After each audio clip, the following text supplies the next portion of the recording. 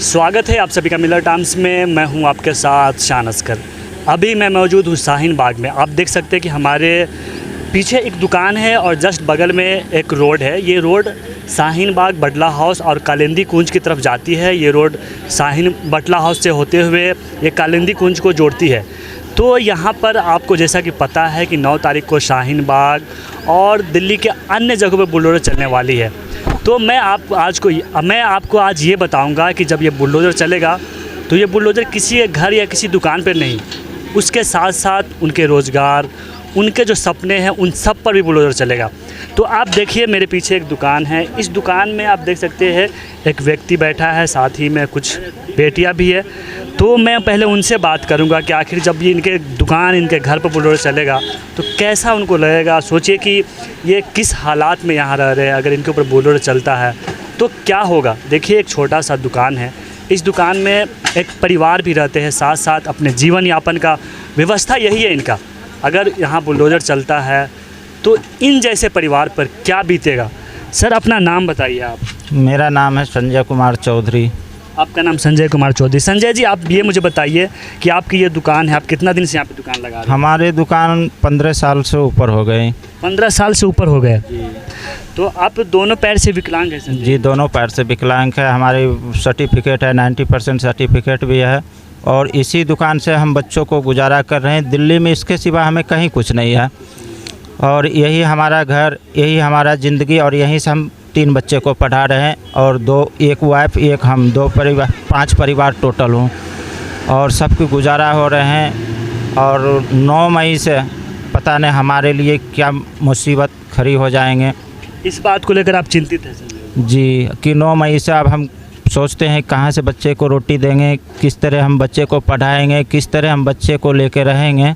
उसके लिए हमें कुछ नहीं है। ये बात जो है हमारी सरकार तक जाए ताकि सरकार हमें और हमारे बच्चे पे ध्यान देंगे और बच्चों की पढ़ाई लिखाई, घर में सरकार की थोड़ा हेल्प, मदद हमारे ऊपर होना चाहिए। तो ये देखिए ये संजय जी है जो बता रहे कि हम यहाँ पर 15 साल से रह रहे हैं और आप देख सकते हैं कि ये दोनों पैर से विकलांग है। अगर सोचिए इनकी दुकान पर बुलडोज़र चलता है, ये 15 साल से यहाँ पे रह रहे हैं तो क्या होगा। सबसे बड़ा सवाल यही उठता है कि आखिर 15 साल से प्रशासन कहाँ थी। अब आकर इनके रोजी रोटी को उजाड़ने की कोशिश क्यों की जा रही है। अगर मान लिया अतिक्रमण था तो आप पहले हटा देते, लेकिन 15 साल तक आप खामोश रहे। जब इनका दुकान यहाँ पे ठीक ठाक चल रहा है, ये अपना गुजारा बसर कर रहे हैं, उसके बाद आप इनके दुकान पर बुलडोज़र चलाने वाले हैं। इस बात को लेकर कितना चिंतित है आप इनके बातों से ही समझ सकते हैं।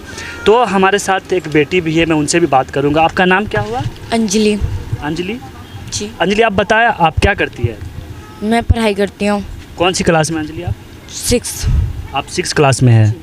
तो आप पढ़ लिख कर क्या बनना चाहेंगे अंजलि? डॉक्टर बनना चाहती हूँ। डॉक्टर बनना चाहते हैं अंजलि। तो आपके मन में ऐसा क्यों लग रहा है कि मैं पढ़ लिख कर डॉक्टर बनूंगी? क्योंकि मेरा सपना है। आपका ये सपना है?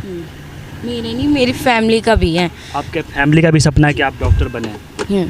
अंजलि 9 तारीख को यहाँ बुलडोज़र चलने वाला है, हो सके तो आपके दुकान पे बुलडोज़र चलेगा, तो आपको कैसा लगेगा अगर आपके घर, आपके दुकान को तोड़ देगा तो?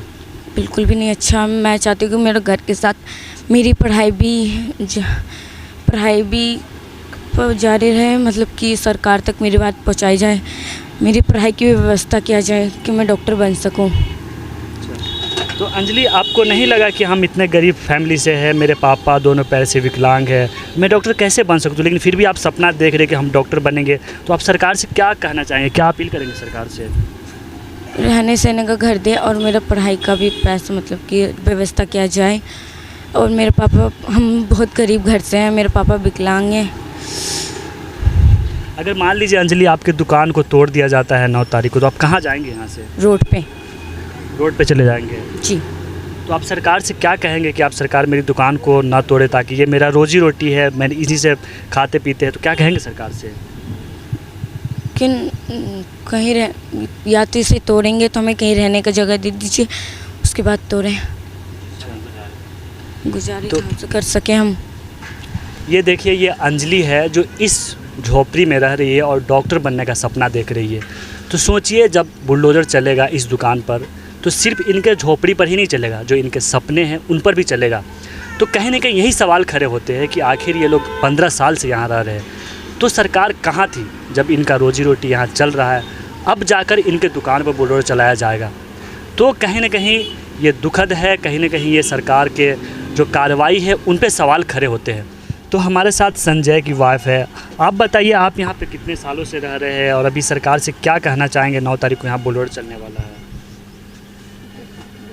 15 साल से हो, बाल बच्चे लेके। अच्छा, कितने परिवार से आप यहाँ पे रहते हैं? 5 परिवार हो, 3 बच्चे हैं, 2 बिया बीवी। अच्छा, 3 बच्चे हैं, तीनों बेटी है? 2 बेटी है, 1 लड़का है। अच्छा, 1 लड़का है। तो यहाँ पे आपका दुकान है, ये क्या चीज़ इसमें ये भी, ये बगल वाला दुकान भी आप ही का हाँ, है? सब है हमरे है, एक के दुकान, ये 2 दुकानें हैं। अच्छा, ये एक ही दुकान है? एक के दुकान है।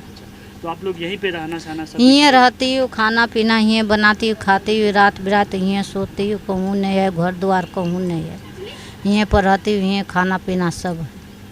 अगर मान लीजिए 9 तारीख को बुलडोज़र चलता है, आपकी दुकान को तोड़ दिया जाता है, तो आप क्या करेंगे? कहाँ जाएंगे? कहाँ जाएगा, यहीं रहोगे, कहाँ जाना पड़ेगा? यहीं टूटेगा तो यहीं रहनी पड़ेगा, रोटे पर रहनी पड़ेगा। हमारे तो घर द्वार है नहीं, तो कहाँ जाओ? आपको डर लग रहा है कि जो मेरा सामान उमान बाल बच्चा तब नुकसान होगा, तब की करूँ? अब ये है तो हम की करूँ? अब तोड़ देगा तो नुकसान तो होबे करेगा। बाल बच्चे लेकर तो रोटी पर रहने है, तो नुकसान तो बाल बच्चे को तो दिक्कत होबे करेगा। कहाँ से खाएगा, कहाँ से की करेगा? यही आपका जो रोजी का जो यही जरिया है ये पूरा? यही गुजर गया बच्चे लेके। तो देखिए जी, संजय जी, आप क्या कुछ कहना चाह रहे हैं? संजय जी, यही हमारी घर है, यही दुकान है, यही सारी ज़िंदगी है हमारी। इसको टूटने के बाद जो है हम पूरे बेघर हो गए और ये रोड पे रहेंगे। जब हम बेघर हो जाएंगे तो हम कहाँ जाएंगे? इसी रोड पे रहेंगे, धूप बारिश में पड़े रहेंगे। आपके छोटे छोटे बच्चे भी हैं? छोटे छोटे बच्चे हैं। हम 5 परिवार से रह रहा हूँ। हमारे लिए सबसे बड़ी मुसीबत और खड़ी हो गई। तो हमें अब हम दुनिया देखते हैं तो बिल्कुल हमारे लिए अंधेरे ही अंधेरे नज़र आ रहे हैं कि हम बच्चे लेके कहाँ रहेंगे, कैसे रहेंगे। कमाने को जरिया ख़त्म हो गए, बच्चों को कहाँ से हम पढ़ा सके, किस तरह अपनी जीवन व्यतीत करेंगे, किस तरह रहेंगे। हमारे लिए बहुत बड़ी समस्या खड़ी हो गई। तो हम सरकार से प्रार्थना करते हैं कि हमारी सरकार तक ये चीज़ पहुंचा दीजिए, ताकि सरकार से हमें कोई मदद मिले। जी बिल्कुल संजय जी, मैं आपकी बात सरकार तक ज़रूर पहुंचाऊंगा, क्योंकि आप जैसे देख सकते हैं कि संजय जी दोनों पैर से विकलांग है। अगर सोचिए, इनके दुकान, इनके घर पर बुलडोज़र चलता है तो इनका क्या होगा भविष्य। इनके छोटे छोटे बच्चे भी हैं जो अभी पढ़ाई कर रहे हैं, यही इनका रोजी रोज़गार का एक जरिया है। हमारी वीडियोस देखने के लिए बेहद शुक्रिया। मिल्लत टाइम्स की खबरें पढ़ने, सुनने और देखने के लिए गूगल प्ले स्टोर से ऐप डाउनलोड करें। यहां आप उंगली की क्लिक में पढ़ सकते हैं 4 ज़बानों में न्यूज़, उर्दू, हिंदी, अंग्रेजी, बांग्ला। आप ऐप पर मिल्लत टाइम्स की वीडियोस भी देख सकते हैं। अगर आप YouTube पर देख रहे हैं तो रेड बटन को दबाकर चैनल को सब्सक्राइब करें और बेल आइकन ज़रूर दबाएं।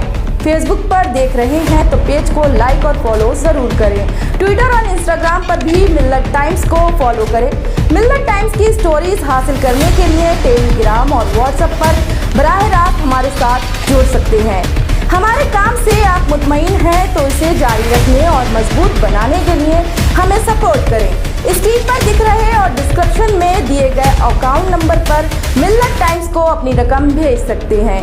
अगर आपके इलाके का कोई मामला है, आपकी मसाइल को मीडिया में जगह नहीं दी जा रही है, तो हमें ईमेल करें या व्हाट्सएप पर मैसेज करें। हम उठाएंगे आपकी आवाज़। मिल्लत टाइम्स मतलब मजलूमों की आवाज़, नफरत के खिलाफ जंग, फर्जी खबरों से निजात। www.millattimes.com